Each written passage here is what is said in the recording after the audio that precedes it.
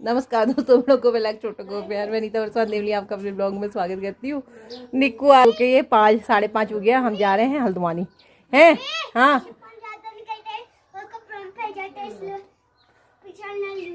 अच्छा ठीक है, ठीक, पीछे वाला नल यूज कर लिया। और आज हम फिर से पहाड़ दिखा देते हैं, फिर हम ये मिस करेंगे क्योंकि वहाँ तो ऐसा है नहीं, है ना।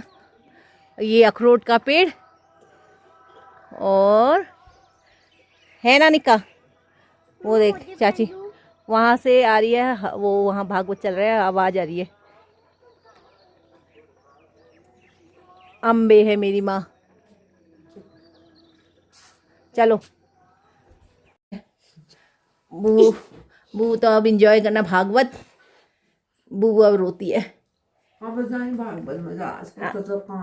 हाँ वहाँ काम है। चलो अब चलें। खेत लग रहा है कि हाँ खेत है। अभी वही पैर निको नहीं, पैर वो देखो, गिनी बैंड, मस्त खेती आ रही है भैया। और हमारे वहाँ को वो पड़ गया, सब गायब हो गए। मेरे को और निक्कू को गाड़ी में बैठाने आए थे भैया, क्योंकि वो मेरा बैग लेके आए थे। और ये योगेश भैया हैं, ये रहते हैं लखनऊ वाली चाची के, मतलब मेरी चचा सास है जो, उनके बेटे हैं, मम्मी की देवरानी। हम मम्मी और दो ही, मतलब मेरी सास और दो ही लोग हैं, देवरानी जेठानी। तो वो भैया आए थे क्योंकि आजकल छुट्टियों में आए हैं। छुट्टियां नहीं है इनका, वो चल रहा है, शाम को काम करते हैं। और फिर हम ये जो आए हैं भैया के साथ, ये हैं खुशहाल भैया, खुशहाल सिंह देवली। ये भी मेरे देवर ही लगते हैं। यही गाड़ी चलाते हैं वहाँ से, गिरगांव से हल्द्वानी, हल्द्वानी से गिरगांव। तो इनके साथ हम आए थे। और देखो गाड़ियों में सवारी कम होने पर भी वो गाड़ी लेके आए, क्योंकि यहाँ से नीचे से हल्द्वानी से सवारी पहाड़ को जाने के लिए थी। नाश्ते के लिए रुके हैं हम यहाँ पे, है ना इक्का, नाश्ता करें। आप पीछे से देख,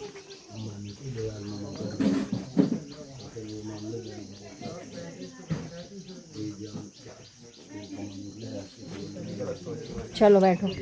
डॉगी देखा तूने कैसा लग रहा था? अच्छा है, वाइट था ना।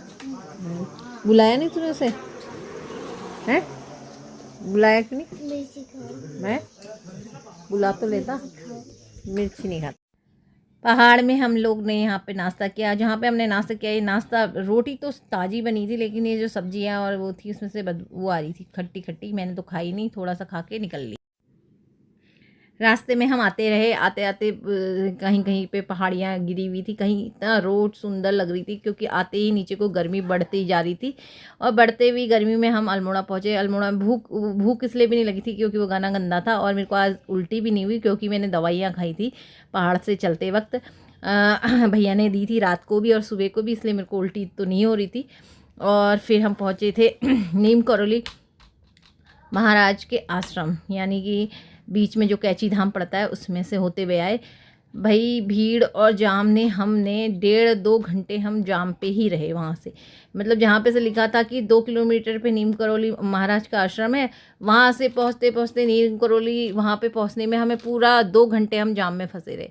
जाम में फंसने के बाद मैंने देखा कि इस बार तो बहुत सारी नई नई दुकानें बन गई हैं, लोग नया नया कंस्ट्रक्शन कर रहे हैं, बहुत दुकानें, शॉप्स। सही है, रोज़गार के लिए बहुत बढ़िया है, लेकिन जो वो बिल्डिंगें ऊपर मतलब ज़्यादा खड़ी कर रहे हैं उसका मुझे समझ नहीं आ रहा, क्योंकि प्रकृति के साथ उतना ही करना चाहिए जितना वो झेल पाए। मुझे देखने पे लग रहा था कि वो नीचे जो जहाँ ना वो आती हैं बरसात में, वहाँ भी लोगों ने अपना कंस्ट्रक्शन करके मकान बनाए जा रहे हैं, 2 मंजिला 3 मंजिला, क्योंकि वो रोज़गार की दृष्टि से कहें तो उनको रोज़गार होगा। और इतनी बाज़ारें तब नहीं थी जब हम लोग बचपन में छोटे हुआ करते थे।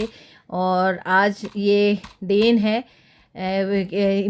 सोशल मीडिया की और मीडिया की, क्योंकि विराट कोहली के आने से और जुगलबर्ग के आने से और एप्पल वाले के यहाँ पे आने से ये बाबा जी की मान्यता ज़्यादा बढ़ गई है। मान्यता तो यहाँ पे थी क्योंकि बाबा जी को हनुमान जी का अवतार माना जाता है, और इसको ले सब लोग उनकी वो आस्था का प्रतीक भी है। और मैं जहाँ पे मैं अपनी एक बात बताती हूँ, मैं एक आंटी के वहाँ किराए पे रहती थी अपनी पढ़ाई के दौरान, हल्द्वानी में ही। तो वो आंटी नैनीताल की थी। तो नैनीताल में भी बाबा जी का आश्रम है, हनुमान धाम। तो वो बताती हैं कि उन्होंने तो बाबा जी के पैर भी दबाए हैं। तो हम कहते थे कैसे लगते थे, और मुझे पता है मुझे नाना जी जैसे लगते थे कि ये नीम करौली महाराज। तो मुझे लगता था कि ये नाना जी हैं। बहुत देर में समझ में आया, जब मैं छोटी थी तो मुझे नाना जी लगते थे वो फ़ोटो में, नीम करौली महाराज की जब मैं फ़ोटो देखती थी। और आज देखो दुकानें ऐसी सजी हैं जैसे कि वहाँ की दुकानें सजे रहती हैं। हम देखें हरिद्वार, वहाँ नगरी ऐसी वाली। और ये पैसे कमाने का जरिया भी हो गया। मैंने देखा कि बाबा जी को वो भी चढ़ाया जा रहा है अब तो, कंबल वगैरह ये सारी। और भीड़ तो पूछो मत, देखिए अंदर भीड़ आज ही से, जबकि 15 तारीख को इसका मेला लगेगा और उसकी भीड़ आज ही से है। और आज ही से जाम में हम फंस रहे हैं। आज 30 तारीख है, 30 तारीख को हम इतना बुरा हाल है तो 15 तारीख तक कितना बुरा हाल होगा। और गर्मी के थपेड़े ऐसे हैं। और वही मुझे लगता है कि कुमाऊनी लोग कम होंगे, बाहर के लोग ज़्यादा। और ये पहुँचते पहुँचते हम पहुँच गए यहाँ काठगोदाम। फिर काठगोदाम से हम फिर से जाम में फंसे। जो जाम इतना भयंकर था कि हम जो घर आने में हमको 5-10 मिनट लगते, वहीं हम जाम में फंस के 1-1.5 घंटे में हल्द्वानी में। और ये बुरी स्थिति हल्द्वानी की भी हो गई है। और हम हल्द्वानी में 1-1.5 घंटे जाम में फंसे रहे। उसके बाद हम पहुँचे घर। और घर आने के बाद तो ऐसा लग रहा था कि गर्मी तो जो सही नहीं जा रही थी ना, उसका हाल तो बहुत बुरा है। और आज मतलब मुझे लग रहा था कि हम पहाड़ से क्यों आए, लेकिन आना ज़रूरी था क्योंकि काम है मेरे और भी। और हम फिर घर पहुँचे, 1.5 घंटे बाद घर पहुँच गए। हम पहुँच गए हैं अपने घर हल्द्वानी। और मैंने नहा लिया है क्योंकि हम पहुँचे थे 7 बजे। और इतना जाम, 2 घंटे तो हम नीम करौली बाबा वाले में जाम में फंसे। और उसके बाद हम 1 घंटा पूरा हमें हल्द्वानी में लग गया जाम में। और अभी मैंने नहा लिया, निक्कू ने भी नहा लिया। और आए थे मोमो, क्योंकि यह दिन में नहीं खाया था, उल्टी हो रही थी, इसलिए अब मोमो खा रहे। मैंने निक्कू को सुला दिया है और मम्मी ने बना दी है रोटी सब्जी। आज बनाई है मम्मी ने ही बनाई, सासू माँ ने। और मैंने अभी इसको सुलाया क्योंकि इसने आज मेरे दिन भर पैर में चढ़ के सोया तो ये रास्ते भर नहीं। अभी ये सो गया है निक्कू। और अभी निक्कू सो रहा है ये। और बनी है लौकी की सब्जी। और आपको हमारा ब्लॉग पसंद आया तो लाइक कीजिए, शेयर कीजिए, सब्सक्राइब कीजिए। मिलते हैं